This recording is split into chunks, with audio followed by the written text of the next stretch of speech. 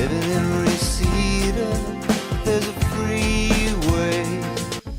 Before he became America's straight-shooting rock troubadour, Tom Petty was the most critical music reporter. He was a no-nonsense purist with strong beliefs about how guitar playing should be done, and he was famous for not putting up with what he saw as empty virtuosity. I like it better when the groups play something. One more thing, seeing 5 singers in sweaters isn't as fun as it seems. Tom didn't just dislike some musicians.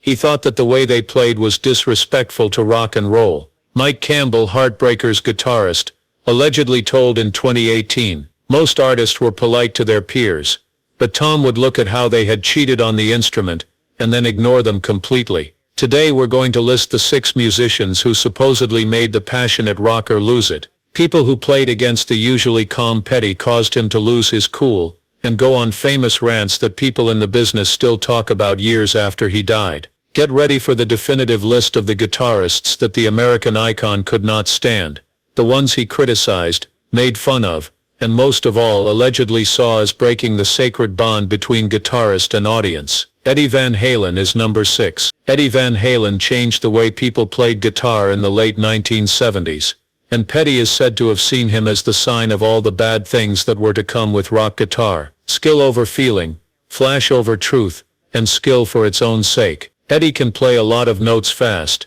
but can he play one that everyone will notice? It is said that Tom asked after Van Halen's first album was played at a Heartbreakers practice in 1978. It's like being impressed by someone who talks really fast but doesn't say anything important. Few people know that Petty's dislike went beyond disagreements about how things looked. Roadies, who worked with both bands, said that Tom would turn down the monitor speakers in the backstage area if Van Halen was playing nearby. He is said to have said, "All that technique and not a single song about anything real. Why bother?" It was said that things got worse after both bands played at events together in the early 1980s. People who were there say Petty looked at some of Van Halen's set with a sad face and then told drummer Stan Lynch, "That's not rock and roll. That sounds like a circus act with amps." The guitars stop being part of the song and become the main draw. Eddie is known for being friendly, and he supposedly tried to talk to Petty backstage at a radio station event, but Petty gave him what one witness called the cold shoulder heard round the music world.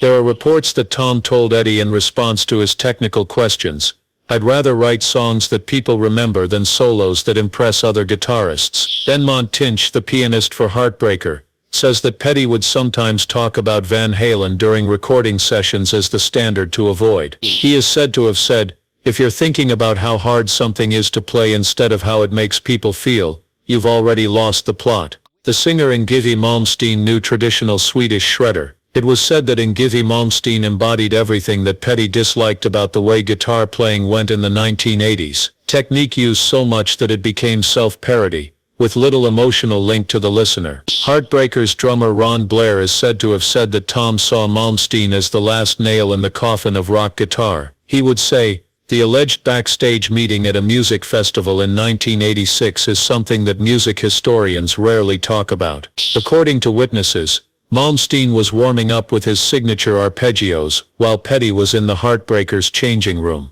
Petty is said to have said, "Sounds like someone strangling a cat that swallowed a calculator. Should that make people feel something?" It was said that the anger grew after guitar magazines started putting Malmsteen's technique-heavy style on the covers of their magazines. In a very honest radio interview in 1987, Petty is said to have said in response to a comparison, "I play guitar to serve songs. He only plays songs to show off his guitar skills. We don't even work in the same field." It is said that Petty's private conversations with producer Jeff Lynne included harsh criticisms of the neoclassical trend that Malmsteen led. Tom is said to have said, "They've turned the most emotionally direct instrument into the most emotionally distant. Bach wanted to say something. They just want to show something." Cut. The most surprising person on Petty's list of guitar rivals was Guns N' Roses' Axeman Slash, a blues-based player, whose taste in music might seem to match Tom's own but who allegedly annoyed him the most. Drummer Stan Lynch is said to have said that Tom thought Slash was more about style than substance. He would say that the hat,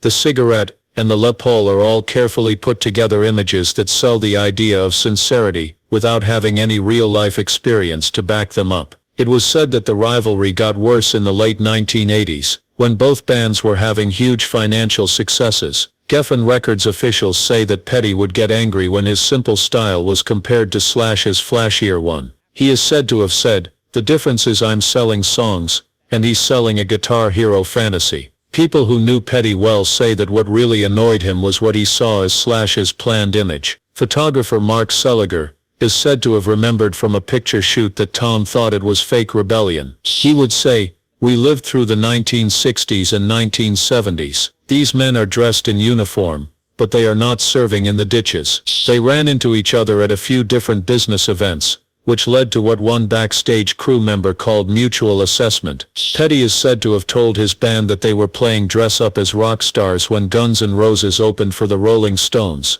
"We're still trying to play music." The third one is Kirk Hammett. Few people know that Petty had a deep dislike for the way Metallica guitarist Kirk Hammett played. This dislike started as a difference in style, and turned into a personal crusade against what Petty saw as technique hiding emotion. Tom thought that leads on the guitar should tell stories. Heartbreakers bassist Mike Campbell is said to have said, he would say, "Kirk plays like he's getting paid by the note. Adding more notes will never make you feel more. It's usually the other way around." It was said that Petty didn't just dislike Hammett's style, but also the whole metal movement that he represented. People who traveled with Tom in the early 1990s say he saw Metallica's style as the triumph of intensity over intimacy. He is said to have told his band, "They're not trying to connect with you, they're trying to overwhelm you. That's an attack, not a conversation." The rivalry is said to have grown stronger when both bands played at the same event in 1992. Tom is said to have seen parts of Metallica's set,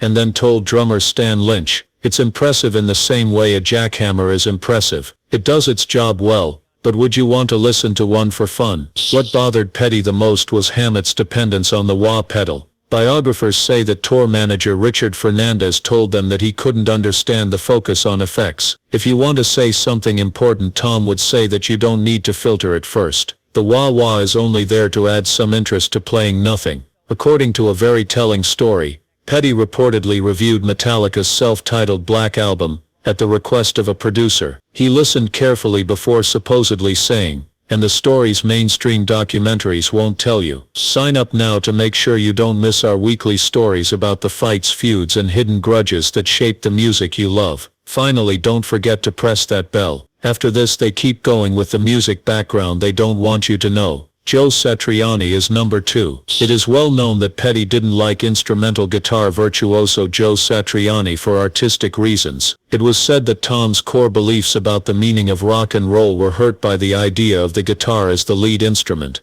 In 2016, producer Rick Rubin is said to have said that Tom thought Satriani was the epitome of everything wrong with the way guitar music was going. He used to say that guitar without singing is like a conversation where one person talks the whole time. You tune out in the end. After Satriani's Surfing with the Alien became a surprise hit in 1987, there was said to be stress. According to witnesses, Petty was horrified by what he saw as the emotional emptiness of the record. He is said to have told guitarist Mike Campbell that Petty refused to go to guitar-themed events where Satriani was performing, even though he was invited many times in the 1990s. Petty reportedly listened to Satriani's observing silently for several tracks before allegedly saying, "It's the musical equivalent of someone who talks impressively but says nothing, all vocabulary, and no actual content." This is what Tom's management team say he said. The anger wasn't just directed at one person. In an interview in 1992, Satriani is said to have talked about songwriters and praised some of Petty's peers but not Tom. This is said to have made Petty tell his band, "He probably doesn't think what I do is impressive enough. Okay, I'd rather be easy to understand than striking." 1. The Edge. The Edge, U2's innovative guitarist, was said to be at the top of Petty's list of guitar complaints. Petty was said to have had such a pure dislike for Edge, that it became a kind of running commentary throughout the Heartbreakers' career. People who knew Tom well say that he thought the Edge's use of special effects showed that technology had won over ability. In a rare 2015 interview, Heartbreakers drummer Stan Lynch is said to have said that Tom thought a guitarist should sound like themselves when they're not playing. Most fans don't know this, but Petty is said to have become angry, after hearing U2's 1987 breakthrough record The Joshua Tree. He supposedly listened in stunned silence for a moment before saying, "The criticism covered every aspect of the Edge's approach." He was said to have been used as a warning by Petty during guitar overdubs. Petty is said to have told Mike Campbell, "Don't hide behind them like our friend from Dublin." During the 1980s and 1990s, they met at a number of business events, which one attendee called polite musical tension. Petty is said to have said, "Mike gets his sound from his fingers," when the Edge tried to talk about guitar tones with Campbell while Tom was there. "Where do you get yours again?" Radio Shack. The most telling thing was how Petty reacted to U2's huge success and praise from critics. Witnesses at a Rock and Roll Hall of Fame event say that when someone praised the Edge's creative approach, Tom reportedly replied, "And there you have it, Tom Petty's 6 least favorite guitarists." From technical shredders to effects wizards, these players were able to get past the Heartbreakers' laid-back exterior and find the purest rock and roll inside. Which one of Petty's guitar fights shocked you the most? Leave your thoughts in the box below. If you want to see more hidden stories from the golden age of rock, hit the subscribe button and the like button. Until the next time.